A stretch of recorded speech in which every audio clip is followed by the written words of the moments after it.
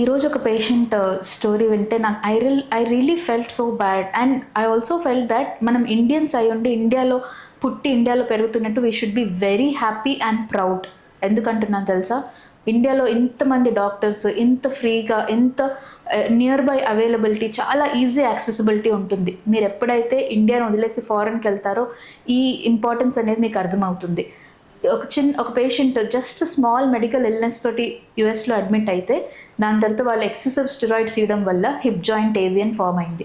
ఈరోజు తనకి avian surgery అయిపోయింది, నా దగ్గర నీ జాయింట్ పెయిన్తో వచ్చింది. So knee, hip and spine, ankle, these are all in one alignment. ఎప్పుడైనా ఒక ప్రాబ్లం ఉంటే ఖచ్చితంగా గెయిట్ అంటే ద వే యూ వాక్, ఆ వాకింగ్ స్టైల్ మారిపోతుంది కాబట్టి వేరే జాయింట్స్ మీద కూడా ఎఫెక్ట్ అవుతుంది. సో ఏదైనా ఒక సర్జరీ, మీకు స్పైన్ సర్జరీ అయినా, హిప్ సర్జరీ అయినా, నీ సర్జరీ అయినా అయినప్పుడు be very careful to protect your other joints.